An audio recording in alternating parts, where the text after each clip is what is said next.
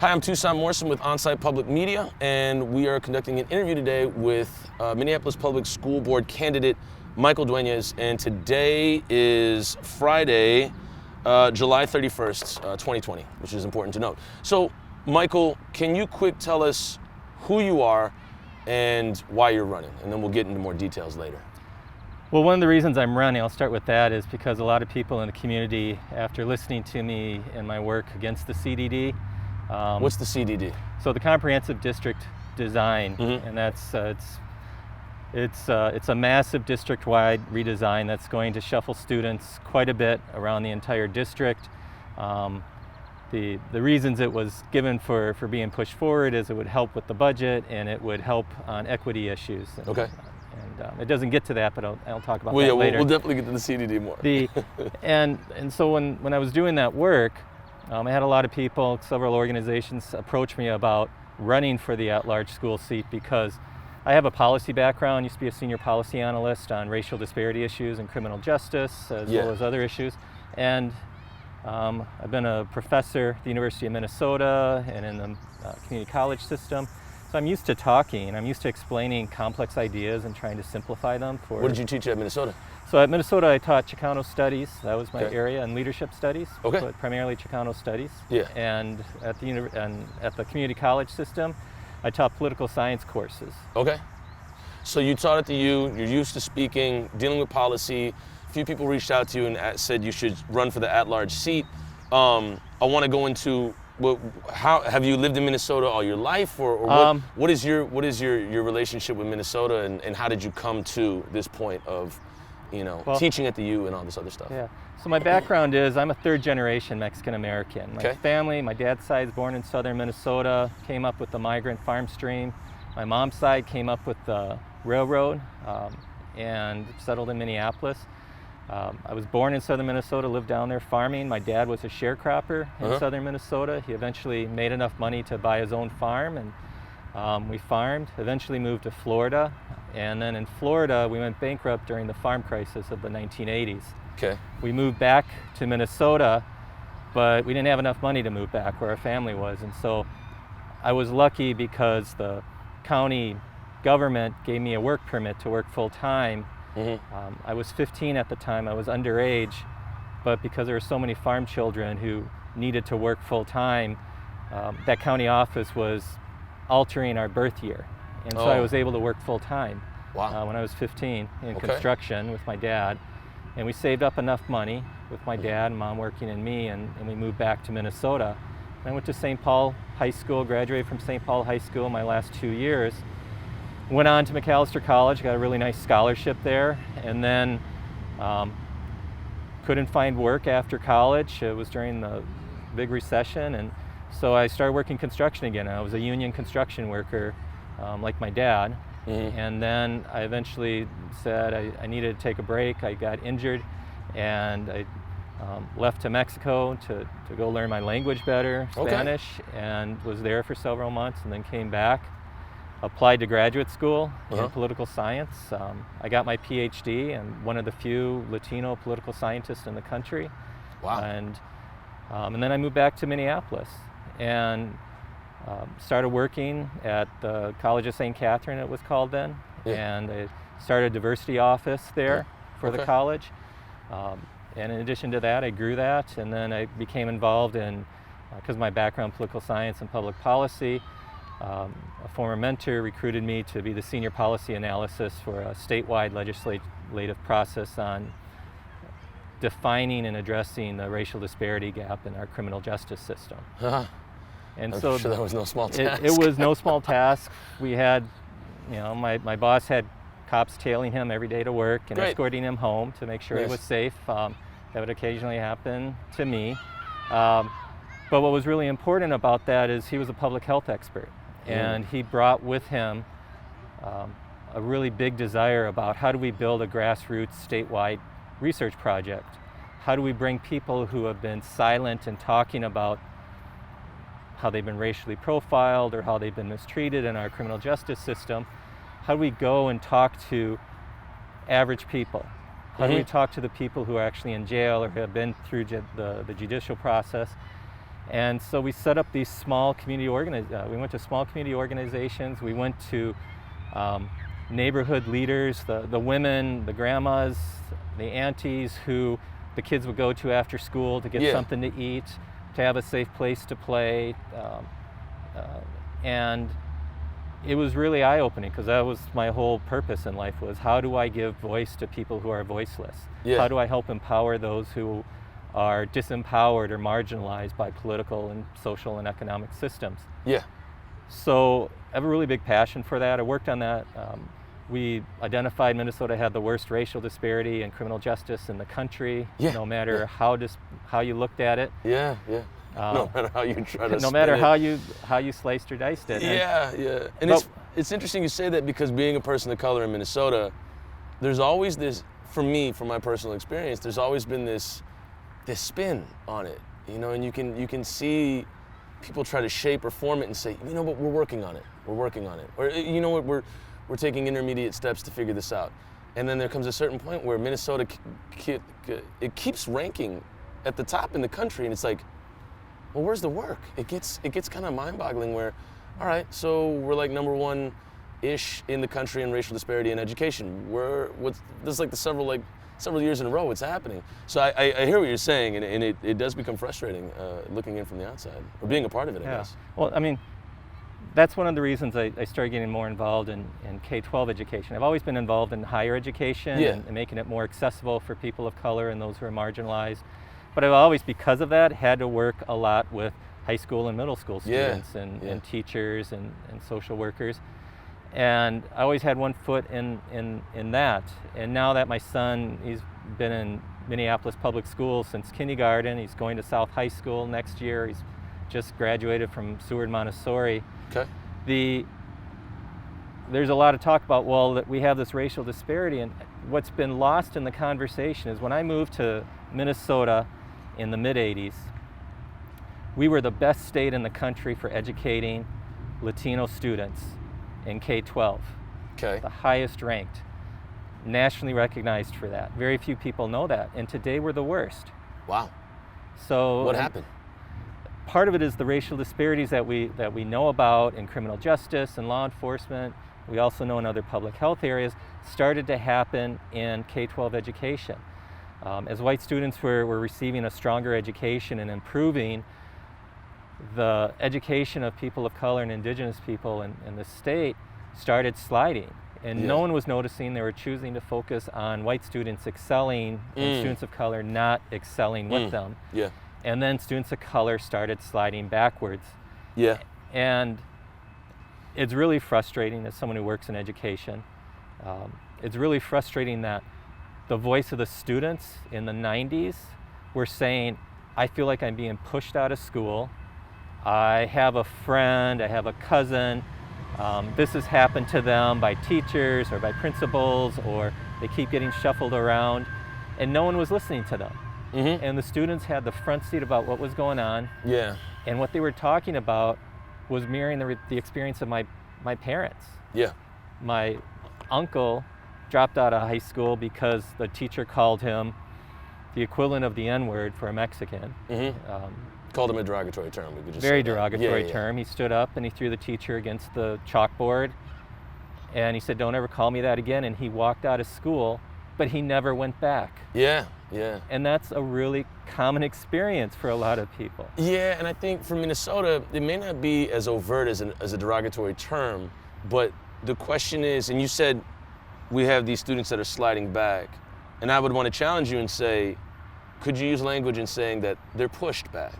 Yeah, and that's from kind of, it's like the difference between the achievement gap and saying it's the student's fault or the family's fault for not performing, as opposed to the opportunity gap, which is, well, what are the support structures for these students? Exactly. And when I came here, best education for Latino students in the country, one of the best for African American students, extensive ESL programs for Hmong students and new immigrants.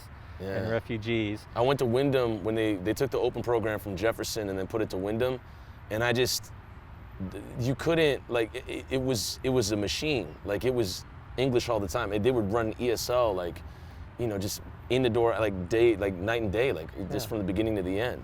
And what was also present we had a lot of counselors in the building. Yeah. It's no longer like today with so few counselors. Yeah. Back then, we had so many counselors available to us, and they couldn't do everything, and there weren't enough, but there were enough to really make a difference in the quality of education and supporting students. Oh, yeah. I didn't even know, when I went to South, I didn't know that we had counselors until the teacher brought it up to me. I was having a real tough time my sophomore year, and he was like, you know what, you should go talk to so-and-so down at the counselor's office. And I was like, I don't want to go to the principal's office. I don't need to be, punished or directed. He's like, no, it's a counselor, like they talk to you. And I went and talked to this counselor, and to this day, I still talk to the counselor. Like they reached out to me on Facebook, but that bond was so profoundly priceless. Like that helped me through the entirety of my sophomore year going into junior year. Like I don't know what I would have done without having that counselor at my high school. It was profoundly impactful in a way that I could have never imagined, Yeah, and that's really what good support staff does, right? They can find a way to engage students, give another reason for a student to want to go to school, and to do better in school. And having that adult that someone can trust is really sliding backwards. I mean, all the statistics today are showing that most students in high school and middle school do not have an adult they trust enough to talk to in the building. And it's a huge shift. It's been trending that way for a while, and part of when we look at education and really beginning to address the opportunity gap and helping BIPOC students perform better, do better in school, it's how teachers teach and what they're teaching. That's part of it, but the other part is really helping students get engaged, and that's what your support staff does. They help students get engaged. They help teachers work with students so that the teachers can focus on teaching, and they bring a lot to the educational mission of a school. And when we look at the opportunity gap and ways to begin to address it, and this was one of the reasons I spoke against the CDD, is it was supposed to address this equity, this opportunity gap, but there is no additional funding for staff, for training of staff. It was loosely put out there to hire more teachers of color, but no school in the state of Minnesota has been successful with that in a significant way, despite a lot of money being invested at the state and local level. So it's like, well, what can we do to help students and support students in their educational mission and in their goal? Because most students don't go to school saying, I'm going to drop out or I'm going to do bad. It's like, no, you think back to the kids in kindergarten, in first grade, that they want to be there. They want to learn. They want to engage with the teacher. They want to engage with their classmates. And they want community. I mean, I think, and that, I can't speak for every student, but I would assume people want community, or they want to go to a place that is not endangering their spirit, not endangering them physically, mentally, and I think a big thing that we miss sometimes is it endangers their narrative.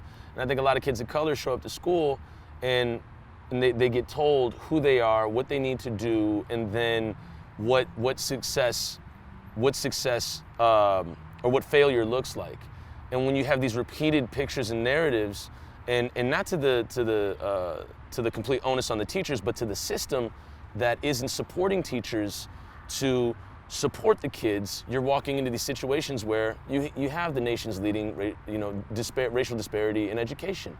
And I can't imagine what that does to the mentality, the physical aspect of it, and the spirit of students walking into a school and the school's failing them, and I can't imagine what that must feel like. And I do know what it feels like, because I went to at a few, the schools I went to growing up definitely had a fair amount of racial disparity going on. But I want to know, and I think people watching want to know, what is the actual function of the Minneapolis Public School Board? What can it do and what can't it do? So the mission of the school board is to oversee the district and to basically supervise the superintendent. It's a way for the community to have a voice and holding the school district accountable. Got it. And who is the school district? Is that so the school district? It's the Minneapolis Public Schools. It doesn't include charter schools. It doesn't include private schools. These are public schools in Minneapolis. Got it. It's citywide. Yeah. I'm running for the citywide board position, the at-large position, Uh-huh. and it's really to oversee and to hold the district and the superintendent accountable. So part of that is around the mission. Is the school district educating students? Yeah. Are we satisfied with that? How can it be improved? How can the board help facilitate that? Uh-huh. And then the other part is managing and overseeing the budget and making sure the district is being run in a fiscally responsible way. Which basically means, is the district managing its money, which is really the public's money, in a way that is the best use of those resources? That's taxpayer money? It's taxpayer money coming from state, local, and federal government. Uh-huh. And how are those funds being managed? And part of what got us here today is the district rolled out the CDD and the need to reshuffle students in an effort to address the district losing money by busing students. But they haven't given us the foundational numbers that how much does it really cost to bus all these students?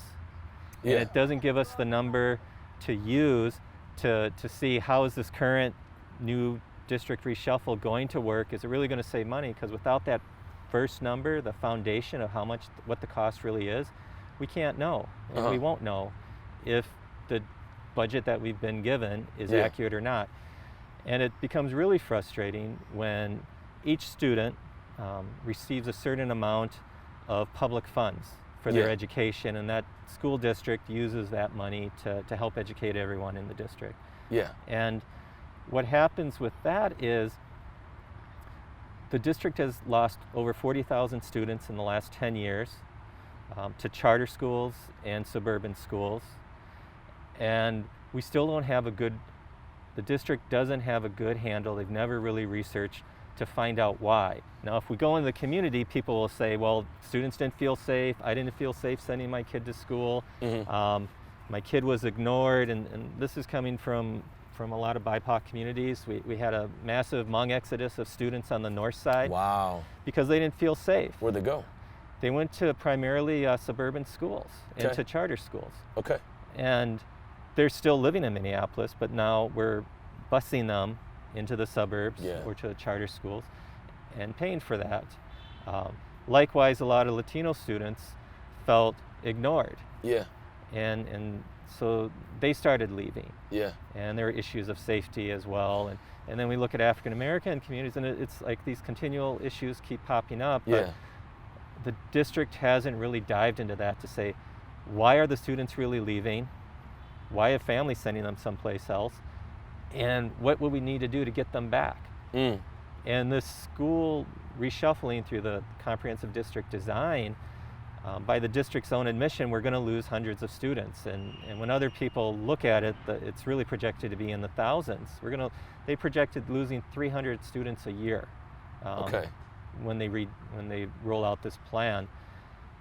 And using that figure, knowing that they're going to lose students, they should be losing budgets for those students as well, so they should have less money. But a recent budget showed an increase in revenue coming from students. Yeah.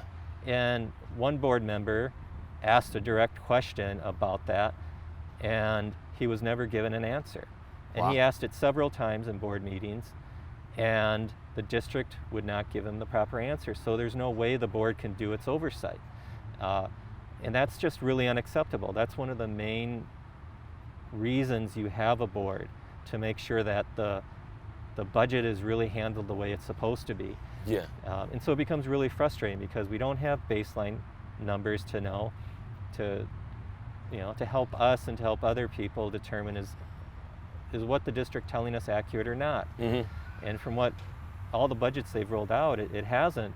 And it becomes even more frustrating because during one 3-week period, we had 5 different budgets presented. Yeah. And I remember you talking about this. You said there was like there's a $10 million shift or something like that? Yeah, there was a $10 million change. What? And it's, that's so much money. And it's become hundreds of millions of dollars now. because we kept asking for what's the sort of doing due diligence and managing, what's it going to look like next year? What's it going to look like in 5 years and 10 years? And the district finally rolled out the numbers for the plans for a 5-year and 10-year plan, which is basic to any new strategic plan. Yeah. And they were $200 million more dollars What? in the hole. Who's in charge of like the Excel spreadsheet on this? Like, and I'm not like trying to be sarcastic or flippant, but that is like such a large margin. Like, It's huge. Who's in charge of that? And We don't want to name names, but the board's in charge of it. The board's in charge of it. And then the district so itself much. is in charge of it, because which office is rolling out these budgets? And Yeah. that's the essential future budget of the district. Oh my goodness. It's not the current budget, it's the future budget. Yeah. And when board members were asking, why is this happening? Yeah. No reason was given. And it's really frustrating. And so we have a new rollout of the budget, and it shows that, it's going to cost less to renovate these buildings than we thought, because what's happened is we're going to have middle schools that are going to have to educate. They're going to be repurposed to educate elementary school kids who are a lot smaller. Yeah. We're going to have other buildings repurposed for high school students, and we're going to create a middle school that's larger than almost any high school in the district. That's what I heard. They're going to bloat Anderson up to like 1,500 kids. It's like, it's going to be huge. And can the building like capacity? Does it have the capacity for 1,500 kids? That's debatable. But I also, because I've worked construction, I've worked farming, and I have an idea like how much it costs for building renovations. Yeah. And I haven't seen who gave the quote for what the building renovations were going to be across the district. I can't find that anywhere on the website. Did they do it in-house? And I find it really doubtful. Yeah. Because the district plan and the way the district's been operating, Yeah. they haven't consulted with teachers or the teachers union about, is this really going to help us address our equity opportunity gap? They haven't, as far as I know, talked with their own maintenance staff on, is this an accurate figure for repurposing buildings? They haven't talked with communities about, how do you feel about us changing what's going to happen to your local schools?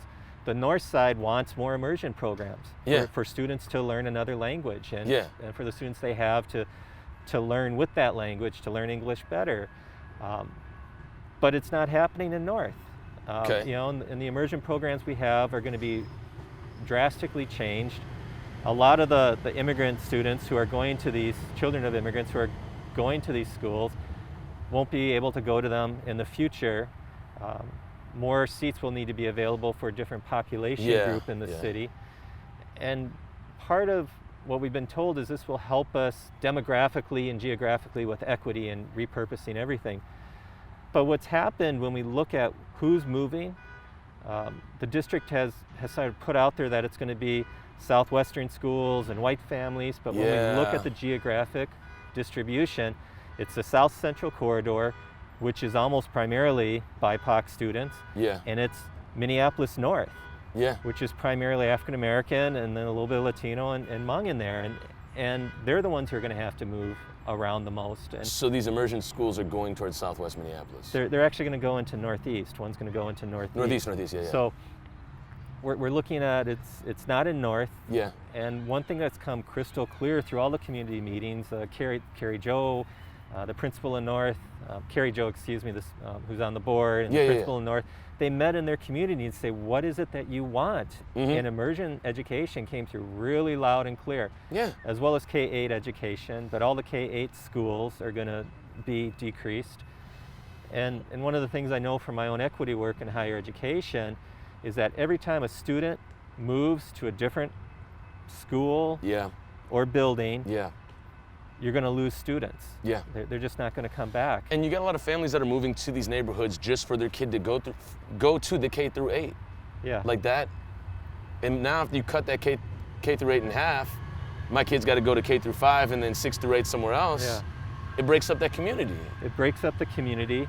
We're right here, in the Cedar Riverside Towers area. This has been the hub of the immigrant refugee entry into Minneapolis. And one of the things that's come really crystal clear through immigrant and refugee families is they want K through 8 schools so that they can keep their children together longer. So older siblings can help younger siblings transition and do well and be protected, and they can all look out for each other and support one another. And we're losing that. And that's something that when we look at all the students who are immigrant and refugee, or how many students like on the north side who are African American who want a K-8 for that longer period altogether, they've been ignored. I mean, they're not being listened to, and it's really frustrating. And it also comes back to what are we doing and what could we do to really decrease the opportunity gap. And families feeling like they're sending their kids to a school that they're really happy to, and that they can keep them together, the children, that helps create community. It helps engage students, it helps engage their families, it engages their relatives so that their relatives now want to go to that school. And that's really huge to really sustaining a student population. And right now we're losing students. Well, yeah, and that was from just conducting the forums on the CDD, it seemed like that was a huge factor, or something that was happening that I wasn't privy to. Because when I was hired as a paraprofessional, when I get hired as a paraprofessional, I'm just one-on-one, and I don't usually go outside the scope of, working with the student scenario and whatnot. But to know that students are leaving the district not because there's better opportunities somewhere else, but because they're being underserved in their own community, that's alarming to me. And it's also something that is very intentional. It sounds like that as well, because if this system has failed students of color for this long, at the nation's like in topping the nation for this, that becomes intentional at a certain point. You can't say, oh, we didn't know any better. You can't say, oh, well, this is the way it shook out, and we're really trying hard here. The excuses just kind of run out. So I want to take the criticism away from the system real quick, and I want to turn it towards the potential that you see in yourself filling this role. Let's say we're having this conversation 4 years from now, and you've got nothing but A+ remarks. What have you done between here and now to deserve an A+ remark, to deserve an A+ mark for the work you've done, being the citywide at-large chair of the Minneapolis Public School Board? Well, let's come back to my 4 priorities. One is helping students and families and employees in the district deal with this COVID pandemic and in the aftermath of George Floyd's murder. It's all been extremely traumatic for everyone involved. Absolutely. The other part is dealing with, really beginning to reduce the opportunity gap and really focusing on equity. The third one is really good budget oversight. And then the fourth is, how do we get our students back? How do we get our families wanting to send their students back to Minneapolis Public Schools? So for me, there's a lot of things to do, but part of the work I've used in closing the opportunity gap and engaging, setting up a very engaging community for BIPOC students to succeed, is really getting community involvement. Engaging with the community. Go to where they are. Don't always ask them to come to the data center. Don't even always ask them to go to their school. It's like, where do we go in the community where the students and the families are? Because that shows we care. It also begins to address the fact that so many of the major stakeholders and communities feel they've been left out of the Minneapolis Public School planning process and any sort of relationship. And it takes a long time to rebuild that. But going out into communities, I've said very publicly, I commit to going to a different school every week in the district, across the district, to really not just go in and visit and talk to a principal or see parents only at a PTA meeting, but actually go in there and give everyone in that building, teachers, paraprofessionals, the administration in that building, students, families later on, to come talk to me. What is working great in that school? Because every school is having successes. So how do we build upon those successes and support them so they grow? How do we learn from the people who are in that school every day? What are obstacles to educating children? And how do we begin to reduce those obstacles? And by going out in the community, you identify them, you amplify the community's voice, you begin to show them that you're actually listening to what do they like about the school, and what am I doing to help support that and grow it? What is an obstacle in that school for children's education? What am I doing to highlight those obstacles and find ways to reduce and eliminate those obstacles, because that will all help educate students. And in particular, because we have so many BIPOC students in Minneapolis, it gives communities of color a chance at different levels to really voice their concerns. And it's not going to like major stakeholders and only the major stakeholders, only the major nonprofit in the neighborhood. No, it's setting up community meetings. Yeah.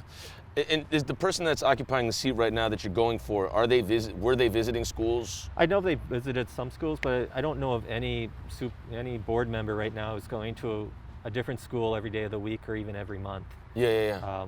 And that's really important to me. It's also really important, some board members go out in their community. Yeah.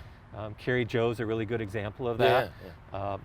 But this is a citywide, district-wide seat. And so I would commit to doing that across the city and really helping communities, neighborhoods, try to address the issues that are impacting their children's education. Another way that I would think is like we really get a handle on the budget, and we know what the numbers are, we understand what they are, we know and are given reasons why the budget changes. Where when a board member asks, what does this line mean in the budget, they're given an answer.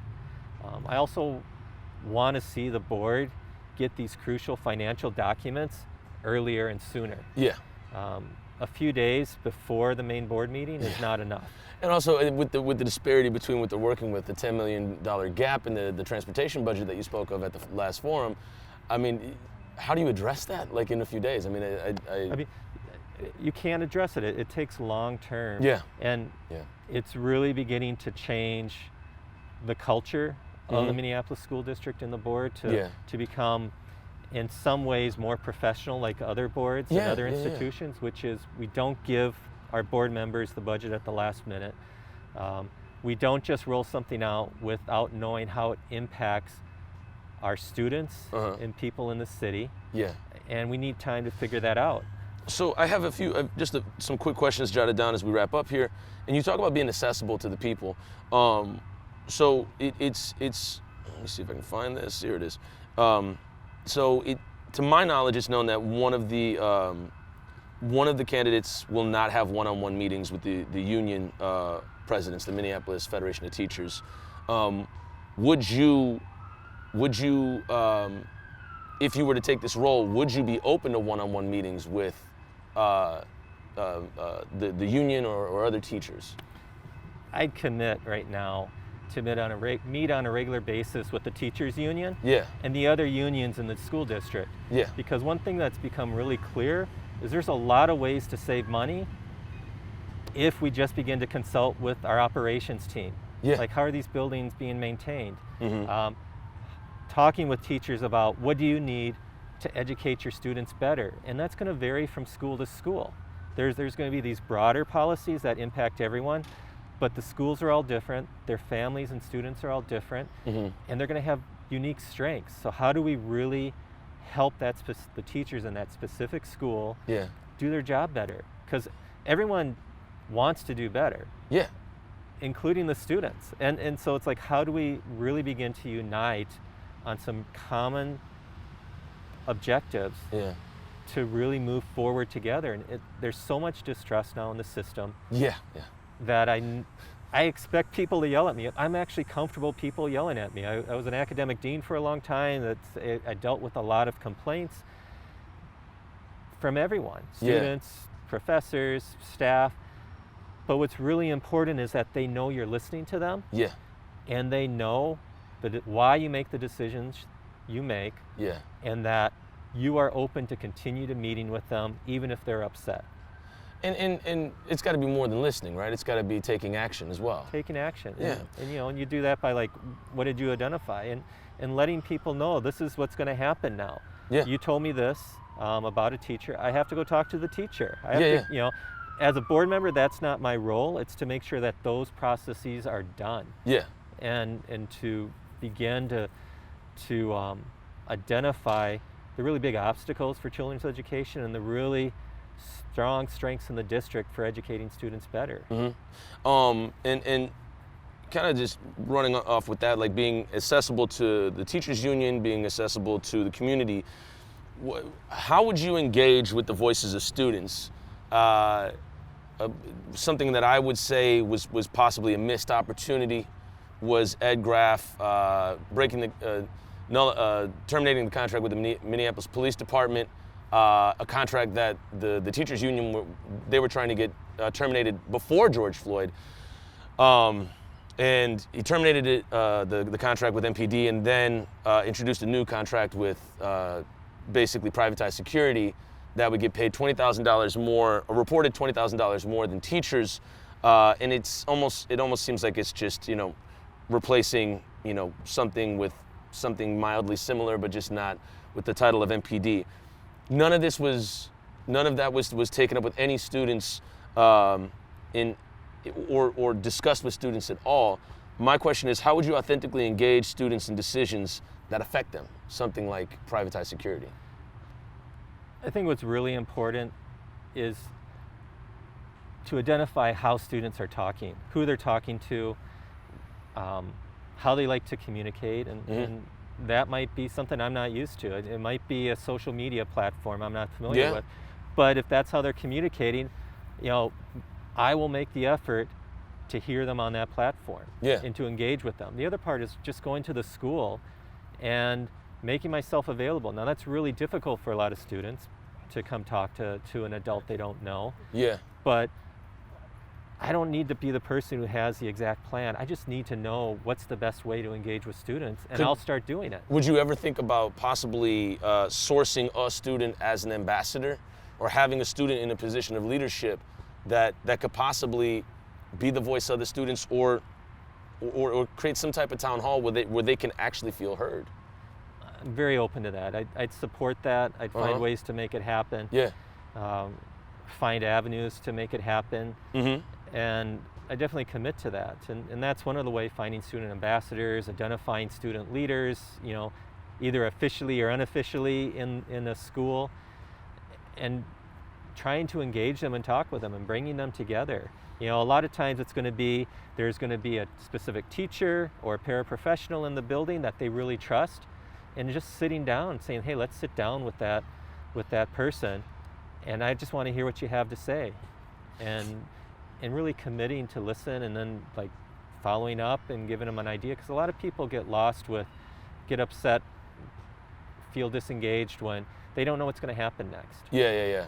And I might not know everything that's going to happen, but I can tell you what I have control of, what I will do, and commit to a point to check in again with that student or that school and say what's happened in the last 2 weeks, 4 weeks. Yeah, and I think it would be really dope to have like a student board that can actually speak truth to power, like for them to feel that they have some agency in this, because the reason, a lot of folks are leaving is because they feel underserved, and the only agency they have is, I got to get out of town, you know. And I think that would be interesting to see what that looks like, if you're able to win this election, what you could create or what could grow from sourcing students and being able to, and as you said in the beginning, give them an avenue for a voice for the voiceless. Yeah.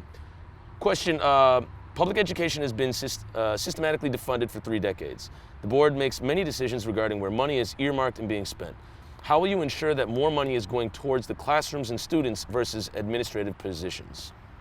So I'm glad you brought this up, because part of really and truthfully institutionally addressing the opportunity gap in the budget as a board member is finding out and making sure that the priorities for educating our students and reducing the opportunity gap and increasing equity is making sure that it's budgeted. There are going to be different ideas, different programs, and if there aren't specific programs, you create a generalized type of program. More diverse materials in the classroom for teachers to use. Finding ways to begin other programs that can help us close the opportunity gap, and you set aside hard budget money, dedicated money, not just for this year, but for 5 years, 10 years, where people see that the district has really committed, and they've committed with their regular budget, not external funding, not extra funding. This is dedicated money that we're going to commit every year. And as a board member and as a district, the budget reflects the priorities of the school. Yeah. And what I've learned from all my experience being an undergraduate, student activist, going on, working in the community, is that if a program does not have dedicated budget funds year after year, it will fail. We create programs and we don't fund them when we want that program to fail. And part of what the district needs to do, and what the board needs to do specifically, is to say, we've outlined that we want to improve equity, reduce the opportunity gap. So what's the money we're budgeting every year towards this? Yeah. Because if it's not in there, there's no way for us to support it. Yeah. And teachers realize that, principals realize that. We're blessed to have a lot of community activists in Minneapolis, especially coming now out of the George Floyd movement. Yeah, yeah. And they know these things. And so by showing them that we will give this money year after year and dedicate it to closing the opportunity gap, it says a lot. And what it does is it prevents that money from being used for something else. It prevents that money from being used to hire an administrative position. Yeah. If it's really determined that we need more people in the school to help support and engage students, that's where we invest, because we know students who are engaged are going to stay in school, do better in school, and continue on to the next year. And that's what we really need. We need to increase our student retention of BIPOC students tremendously. We need to increase the retention from year to year, and we need to make sure they get to graduation. And by setting aside hard budget money for that, meeting regularly with all the stakeholders and community organizations and activists and neighborhoods, we begin to build an institution that values community input, that knows how to engage people, and wants people to come to our schools, want their students and kids to come to our schools, and they want to stay there until they graduate. And we can really make a huge difference in closing the opportunity gap by doing those things. And I trust educators to help identify what they need to close the opportunity gap. Exactly, yeah. And I trust students and families to say, these are the obstacles. Yeah, I mean, because, I know a lot of teachers, and I know a lot of people just in education in general. And the tough thing I see that happen to teachers is that they take the hits. You know, they become the target, and they're part of a system that's failing them as well. The system is not just failing the students, it's failing the teachers that are a part of it. And no teacher shows up and says, I don't want to do my job, but it's the system, and you really have to create, like you said, the budget speaks for itself. Yeah. Where that money's going is where you care. Where it's not going is clearly where y'all don't care, so. Yeah. And it's coming back to having a plan also that's supported, because you talked about, stopping the contract with Minneapolis Police Department for school resource officers in the building, and now the district is hiring basically police officers who aren't trained or licensed as police officers, and they're going to pay them up to $20,000 more than teachers are making every year. And this was the big fear when I saw the district was moving towards in this direction, because there were a few things. One is they didn't engage the schools or the families in the schools to find out what they really wanted or needed around this issue. The other part was when they made the decision to stop the contract, they had no plan in place. So they didn't know what they were going to do. I mean, there was an amendment floated forward to let there be some exemptions for some schools that really, like on North High School, that had a school resource officer who was like the model of the ideal school resource officer, heavily engaged with students and their families, engaged with the teachers and the principals in that building, and engaged in the community, coaches football at the school. He's heavily invested, and a lot of the students and families trust him, and he's making a huge difference. Yeah. Now that's taken away from North, but there was no consultation with that. Yeah, and there was no. They're not all like that, I know. No. It's like how do we support what's working in a school Yeah. like North? And he's obviously, the school resource officer was identified as a person helping close the opportunity gap and engaging students and families. And now the school has lost that. Yeah, and that starts with the conversation. Like, if you knew the people, if you knew that person, then you wouldn't be so quick to terminate it. So it kind of reminds me of the CDD. It's a quick fix, or a presumable quick fix, which then has a lot of repercussions afterwards. I have two more questions, then we got to wrap up. So this is a big one. The last one's a pretty small one, but we know that there are major opportunity gaps. We also know that there are major economic gaps, major healthcare gaps, major pay gaps, major housing gaps, and a lot of those issues that are a product of white supremacy and systemic racism that are directly reflected in our classrooms. We learned that when the pandemic hit, that schools and educators are carrying the weight of government's failures and society's inequities. How will you advocate and engage the community to fight for stable housing, food security, and other needs that we cannot fulfill in the classroom, yet directly impacts our students' educations? And can you even do that? It's okay to say, hey, that's not part of my job. I can't really, Like, I can't specifically do that as an individual board member. What I can do is find ways to really amplify the community, the student input, the school input, to say these are things that we really need. Yeah. When I was a dean at a community college, food insecurity, housing insecurity were huge issues. They still are, and they're a larger issue in K-12 education in Minneapolis. There are ways to creatively tackle that problem, but it's doing what the school district has struggled with, which is really engaging communities, major stakeholders. The county government can provide on-site care in community colleges, so I assume they can do something similar in K-12. Yeah. But that's a program, that's a relationship. That's a relationship that takes time to build. Yeah. But if we know that that's something that's desperately needed, Yeah. how do we provide a way for that to happen? Yeah. How does the board say we need to address our retention problem? We need to address the opportunity gap, and food insecurity and housing insecurity are just baseline foundational problems that we need to tackle to make more progress on reducing the opportunity gap and getting families to stay in our schools. And I mean, so that's one way, working with the county government to begin to provide some of these services in-house, or making it somehow more readily available. And so it's a partnership with K-12 education and our social services. Okay. And that would, again, this would all be very fascinating and enlightening to watch if you are to win this election and be able to fill the seat. Last question, why now? Why are you running now? Why not, the last election, why now? Well, I've always been really passionate about education. Yeah. Why now has been, professionally, I'm at a point where I have a lot of new skills to offer that I didn't have before.